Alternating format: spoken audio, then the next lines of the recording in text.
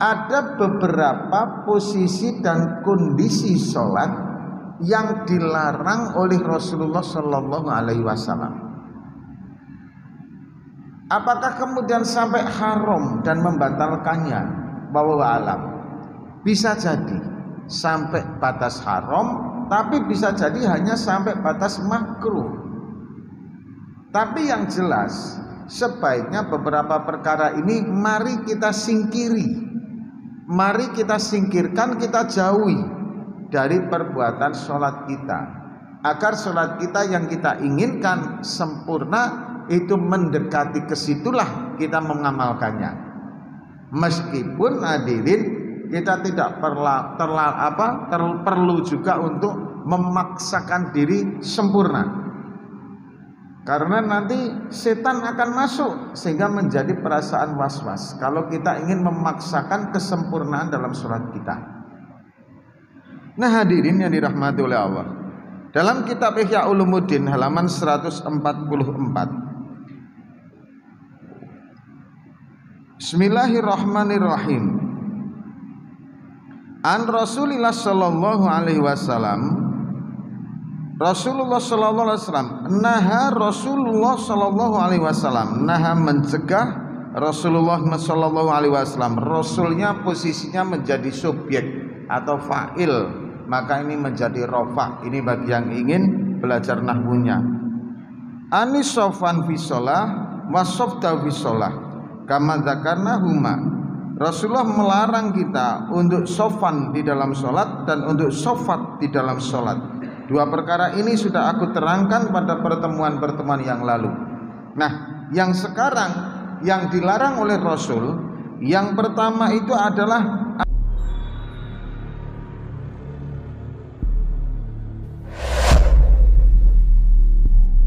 Assalamualaikum warahmatullahi wabarakatuh. A'udzu billahi minasyaitonir rajim. Bismillahirrahmanirrahim. Alhamdulillahi rabbil alamin. Nahmaduhu wa nasta'inuhu wa nastaghfiruh. Wa na'udzu billahi min syururi anfusina wa min sayyiati a'malina. May yahdihillahu fala mudhillalah wa may yudlil fala hadiyalah. Allahumma shalli wa sallim ala sayyidina Muhammad wa ala alihi wa ashabihi wa man tabi'ahu bi ihsanihi ila yaumil qiyamah, amma ba'd. Yang kami muliakan para alim, para ulama, para kiai, para ustadz, para imam, dan para guru-guru kita semua. Hadirin, marilah kita bersyukur kepada Allah Subhanahu wa Ta'ala atas segala nikmat, rahmat, hidayah yang Allah Subhanahu wa Ta'ala berikan kepada kita. Atas nikmat-nikmat tersebut mari kita memuji kepadanya dengan mengucapkan Alhamdulillahirabbil alamin. Salam dan salawat mari kita haturkan kepada junjungan kita Nabi Agung Muhammad sallallahu alaihi wasallam. Allahumma sholli ala sayyidina Muhammad wa ala ali sayyidina Muhammad. Hadirin yang dirahmati oleh Allah Subhanahu wa Ta'ala, kita melanjutkan tentang pembahasan kita yang berkaitan dengan sholat. Nah hadirin, berulang-ulang kali saya sampaikan bahwa apa yang sudah diajarkan oleh ustadz-ustadz kita di kampung dulu hadirin itu sudah benar insya Allah. Hanya saja kadang kita ini agak-agak sedikit genit, agak sedikit apa ya, nakal sikit lah gitu loh, sehingga seakan-akan ketika kita baru satu kali tengok, dua kali tengok video yang ada di media sosial, yang kemudian berbeda dengan apa yang diajarkan oleh ustadz-ustadz kita di kampung dulu, hadirin, seakan-akan yang benar video yang baru 1 menit 2 menit yang ditonton itulah yang benar, sementara apa yang sudah diajarkan ustadz kita di kampung dulu bertahun-tahun kadang dengan mudahnya kita tinggalkan karena menganggap itu sebagai ajaran sholat yang salah. Kenapa, hadirin? Karena kadang kita tertipu oleh branding, oleh sebuah sampul buku sholat yang benar. Inilah sholat yang benar ala Rasulullah, inilah sholat yang benar ala sunnah, inilah 99 kesalahan dalam sholat. Dengan judul-judul seperti itu, begitu kita membaca langsung, hadirin, apa yang ketika dulu ustadz kita ajarkan kemudian kok berseberangan dengan itu, kita tinggalkan tanpa kita kemudian mencari klarifikasi atau perbandingan hukum yang lainnya.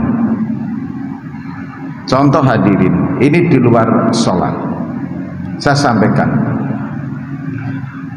untuk hukum suami istri atau lelaki perempuan yang mereka menikah sementara perempuannya sudah hamil, ya kan, suami laki-laki, perempuannya hamil, mereka menikah, kemudian, hadirin, belum genap umur 6 bulan pernikahan, sekali lagi, belum genap umur 6 bulan pernikahan sudah lahir anak. Kalau perempuan, maka bapak kandungnya tidak bisa menjadi wali, karena anak perempuan itu nasabnya nanti ke ibunya. Saya ulangi. Menurut mazhab Imam Syafi'i, ini perempuan, ini laki-laki menikah, belum genap umur 6 bulan pernikahan, lahir anak, maka menurut mazhab Syafi'iyah, anak itu dibinkan kepada ibunya jika anak itu perempuan, bapaknya tidak boleh menjadi atau tidak sah untuk menjadi wali nikah. Wali nikahnya siapa? Ya nanti wali apa? Wali yang menggantikannya, boleh wali hakim dan seterusnya. Nah, ini hadirin yang dirahmati oleh Allah, kalau lahir laki-laki, maka anak laki-laki ini jika mempunyai adik perempuan, anak laki-laki ini tidak boleh mewakili bapaknya menjadi wali nikah bagi adik perempuannya. Ini jika menurut mazhab Syafi'i, gitu loh Pak. Dalilnya mana? Wah, sabrek Pak. Hadisnya mana? Banyak Pak. Yang apabila umur 4 bulan ditiupkan ruh dan lain sebagainya, itu menjadi dalil itu. Tapi kalau menurut mazhab Imam Maliki, nggak masalah. Tadi pagi akad nikah, besok melahirkan, itu masih menjadi berikut nasab kepada bapaknya. Artinya kalau anak yang dilahirkan itu perempuan, bapaknya boleh menjadi wali nikahnya nanti. Kemudian kalau anak lahir laki-laki lalu mempunyai adik perempuan, maka laki-laki ini bisa menjadi wali nikah bagi adik perempuannya. Alasannya apa? Alasannya yang berbuat dosa itu bapak ibunya, anak nggak ikut-ikutan, anak itu tetap suci. Jadi tidak perlu menanggung beban dosa yang diperbuat oleh bapaknya. Ini menurut mazhab Imam Maliki. Nah, dari ini semua maka hukum kompilasi Islam, ya kan, kemudian meluncurkan sebuah patokan hukum di Indonesia. Kalau menikah dalam keadaan hamil, setelah dinikahkan, nikahnya tetap sah, anak yang dilahirkan tetap dinisbatkan kepada bapaknya. Ini hukum yang dipakai perundang-undangan di dalam hukum Indonesia. Alasannya ya tadi, perlu nikah lagi nggak Pak? Nggak perlu, udah cukup sampai di situ, karena nikahnya juga sudah sah. Makanya hadirin, ini hanya satu contoh bagaimana hukum fikih itu berkembangnya luar biasa, sehingga memerlukan kedewasaan moderat, tawasud kita di dalam mensikapinya, sehingga kita tidak bisa kemudian langsung menjustis ini loh yang aku paling sunnah. Nah, hadirin yang dirahmati oleh Allah, kembali kita kepada sholat. Kemarin kita sudah membahas bagaimana hal yang berkaitan dengan sedikit banyaknya pergerakan di dalam sholat, karena kita ingin menyempurnakan Pak, sehingga sholat kita nanti betul-betul sempurna sesuai dengan yang kita ketahui, sebatas kemampuan nanti di dalam pelaksanaannya. Nah hadirin, pada bab ini kami akan membahas, ini praktek sholatnya Bapak, ada beberapa posisi dan kondisi sholat yang dilarang oleh Rasulullah Shallallahu Alaihi Wasallam. Apakah kemudian sampai haram dan membatalkannya? Wallahu alam. Bisa jadi sampai batas haram, tapi bisa jadi hanya sampai batas makruh. Tapi yang jelas, sebaiknya beberapa perkara ini mari kita singkiri, mari kita singkirkan, kita jauhi dari perbuatan sholat kita, agar sholat kita yang kita inginkan sempurna itu mendekati kesitulah kita mengamalkannya. Meskipun hadirin, kita tidak perlu juga untuk memaksakan diri sempurna, karena nanti setan akan masuk sehingga menjadi perasaan was-was kalau kita ingin memaksakan kesempurnaan dalam sholat kita. Nah hadirin yang dirahmati oleh Allah, dalam kitab Ihya Ulumuddin halaman 144, Bismillahirrahmanirrahim. An Rasulillah sallallahu alaihi wasallam, Rasulullah sallallahu alaihi wasallam, naha Rasulullah sallallahu alaihi wasallam, naha mencegah Rasulullah sallallahu alaihi wasallam. Rasulnya posisinya menjadi subjek atau fa'il, maka ini menjadi rofa. Ini bagi yang ingin belajar nahwunya. Anis sofan fi sholah wa softa fi sholah kama dzakarna huma. Rasulullah melarang kita untuk sofan di dalam sholat dan untuk sofat di dalam sholat. Dua perkara ini sudah aku terangkan pada pertemuan-pertemuan yang lalu. Nah, yang sekarang yang dilarang oleh Rasul, yang pertama itu adalah anil iq'a'u. Jadi bahasanya agak susah Pak. Anil iq'a' gitu loh. Apa iq'a' itu hadirin? Iq'a' itu hadirin yang dirahmati oleh Allah Subhanahu wa taala begini. Kita sholat, kemudian kita memakai selimut. Nah, kemudian selimut itu kita bentangkan sehingga tangan kita berada di dalam selimut itu, Pak. Kemudian pada saat kita sujud, selimut itu menutupi kita, atau selindang itu menutupi kedua tangan kita. Macam kita laki-laki seperti halnya perempuan yang tertutup semuanya, itu yang dinamakan iq'a', dan itu dilarang. Rasulullah melarangnya untuk memakai seperti itu. Kenapa? Karena yang seperti itu menyerupai rohib-rohib Yahudi. Jadi rohib-rohib Yahudi itu hadirin, kalau mereka melakukan peribadatan seperti itu, jadi tutupin semua Allah. Nah, kemudian kalau misalkan kita terpaksa pakai selimut, posisi tangan itu di luar dari selimut itu. Jadi jangan berada di dalam selimut itu. Misalkan begini, ini paksa betul karena saking dinginnya, Pak. Karena kadang kita ini kan dingin sekali. Kalau orang Arab itu, Pak, Yang di pengembara itu kan serbanya itu kan panjang-panjang Pak, ya kan? Nah itu hadirin yang dirahmati Allah, kalau memang karena melawan rasa dingin yang luar biasa, maka posisi tangan jangan berada di dalam selimutnya. Posisi tangan berada di luar selimutnya. Allahu Akbar. Masuk ke sini selimutnya. Nanti pada waktu sujud pun kedua tangannya nampak. Jangan tertutup oleh kedua selimut. Itulah posisi ikhram. Kemudian hadirin yang dirahmati oleh Allah Subhanahu wa taala, yang kedua adalah anis sadl. Apa anis sadl itu hadirin? Sadl itu hadirin yang dirahmati oleh Allah Subhanahu wa taala adalah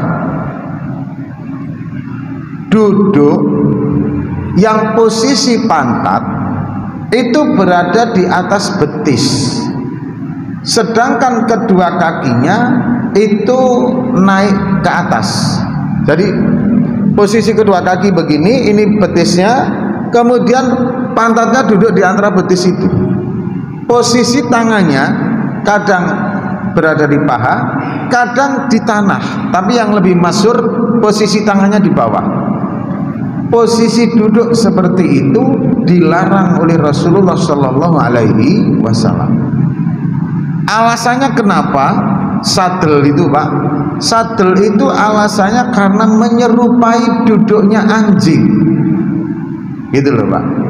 Jadi posisi kakinya begini, pantatnya di atas di sini, kemudian dia duduk, tangannya berada di atas tanah.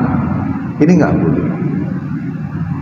Kemudian hadirin yang dirahmati oleh Allah Subhanahu wa taala, yang dilarang kembali adalah al-kaf.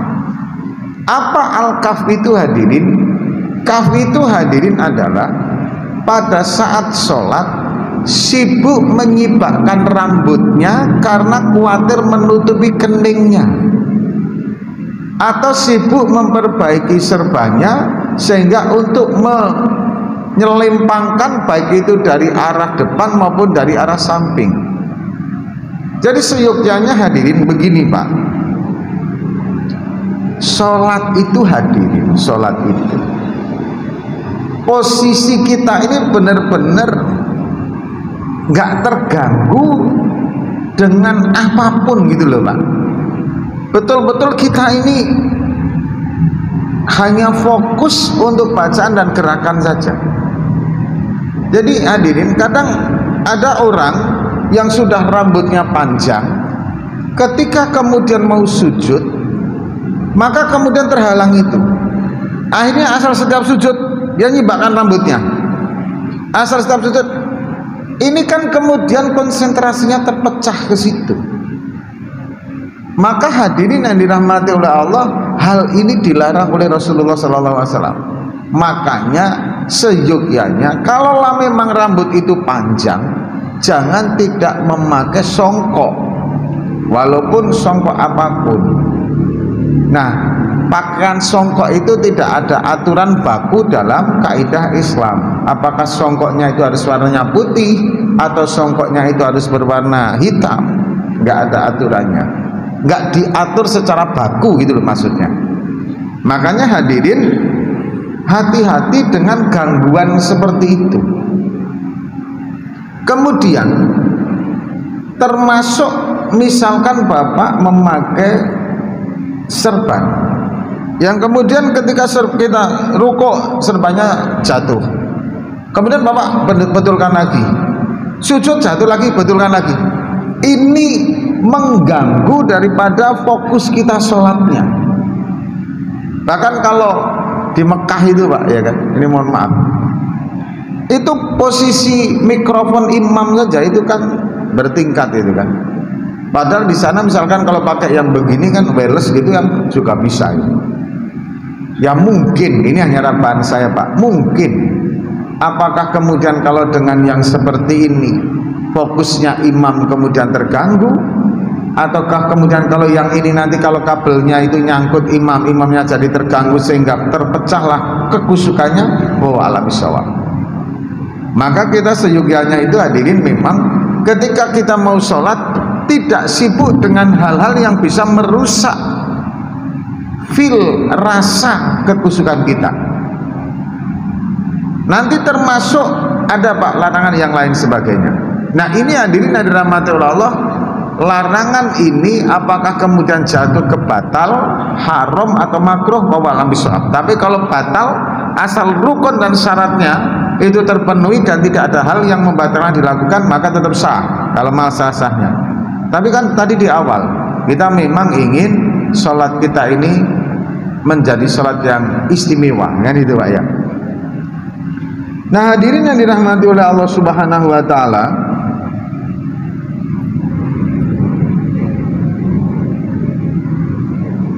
kemudian yang dilarang lagi adalah, nah kalau ini jelas nggak mungkin Pak ya, yaitu wa anil ikhtisor wa anisolbi.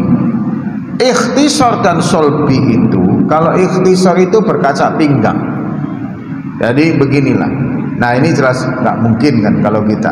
Makanya guru kita dulu kiai kampung itu kan begitu Allahu Akbar udah nggak usah kemana-mana gitu loh Pak ya. Makanya kalau begini aja nggak boleh. Kemudian hadirin yang dirahmati Allah, solbi itu adalah kayak posisi istirahat di tempat gitu loh Pak. Jadi tangannya ke belakang, kemudian sikunya agak mengembang. Nah itu namanya solbi. Dua perkara ini saya kira tidak perlu dibahas, karena insya Allah kita tidak melakukan itu karena kedisiplinan dulu ustadz kita yang telah mengajarkannya. Nah yang perlu dipahami adalah mufasolah. Mufasolah itu apa hadirin? Begini, mufasolah itu hadirin, ada yang memang seharusnya dihindari, bersambung gitu. Mufasolah itu adalah antara gerakan dan bacaan terus bersambung. Ada dua bagi imam, dua bagi makmum, dan satu bagi keduanya. Yang pertama hadirin yang dirahmati oleh Allah Subhanahu wa taala, untuk imam tidak mufasolah, tidak menyambung antara takbiratul ihram kepada al-fatihah. Meskipun itu sholat tarawih, dan meskipun pada sholat tarawih ataupun sholat sunnah Anda tidak membaca doa iftitah. Jadi kalau imam begini Allahu Akbar, jangan langsung Bismillahirrahmanirrahim, walaupun tidak membaca iftitah, tapi berikan jeda di mana nanti makmumnya bisa masuk untuk bertakbiratul ihram. Allahu Akbar, berhentilah sejenak gitu loh, baru kemudian Bismillahirrahmanirrahim gitu. Jangan Allahu Akbar Bismillahirrahmanirrahim, makmum belum sempat takbir, imamnya sudah takbir, sudah al-fatihah. Jadi mufasolah itu antara takbir dengan al-fatihah, itu harus dipisahkan bagi imam. Kemudian hadirin yang dirahmati oleh Allah Subhanahu wa taala, yang kedua, antara rukuk dengan bacaannya, begitu juga dengan sujud dan sebagainya. Jadi begini Pak, yang ideal itu begini Pak, ini untuk para imam dan kita untuk pelajari Pak. Mulai dari takbir dulu, Allahu Akbar. Makmum itu seyogyanya jangan mufasolah takbir dengan imam. Mufasolah takbir dengan imam itu bagaimana? Imamnya belum selesai takbir kita sudah masuk gitu loh. Tunggu dulu, imamnya itu biar selesai takbir dulu, Allahu Akbar, baru kemudian makmum Allahu Akbar.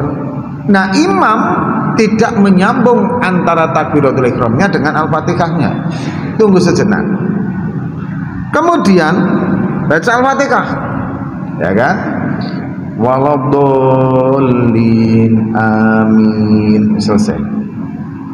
Begitu selesai amin, itu imam seyogyanya tidak langsung menyambut dengan bacaan Qur'annya, tapi berikan kesempatan kepada makmum untuk sepakat menyelesaikan, atau paling tidak sudah membaca Al-Fatihahnya, meskipun nanti disambung dengan surat baru dapat separuhnya.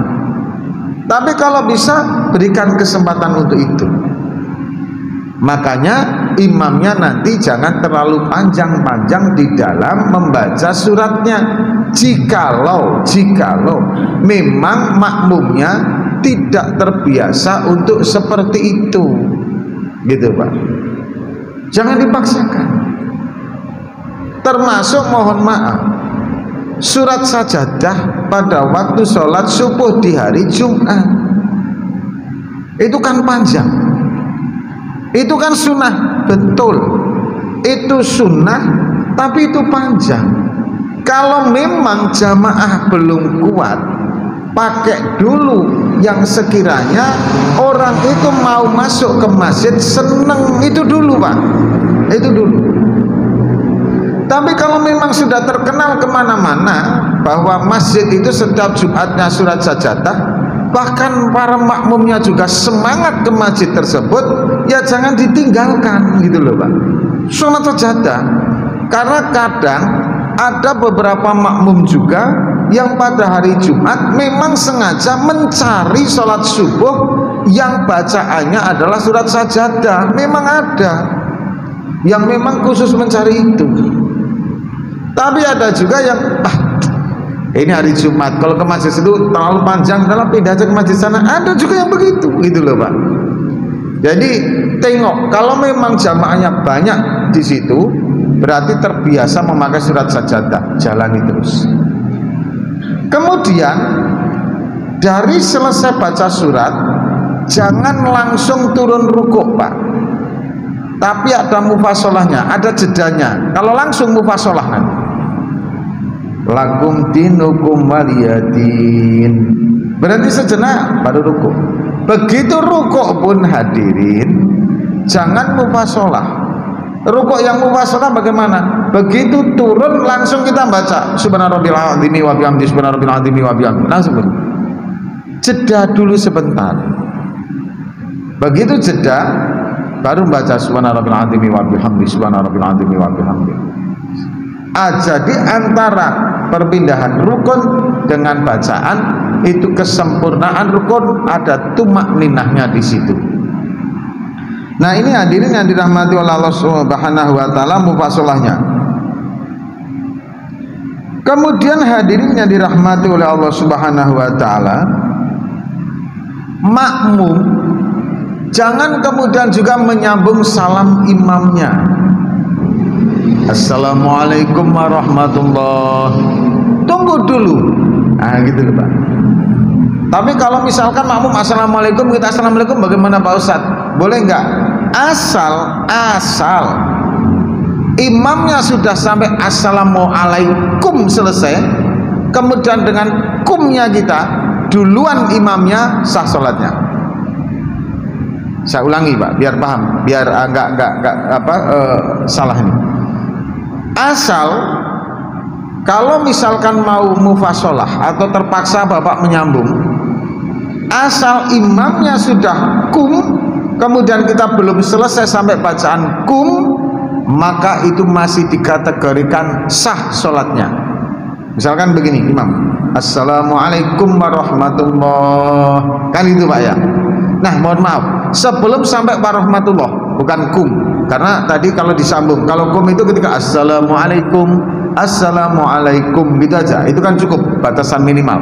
Tapi kalau disambung sampai warahmatullah, assalamualaikum warahmatullahi wabarakatuh misalnya, assalamualaikum warahmatullahi, kan itu Pak.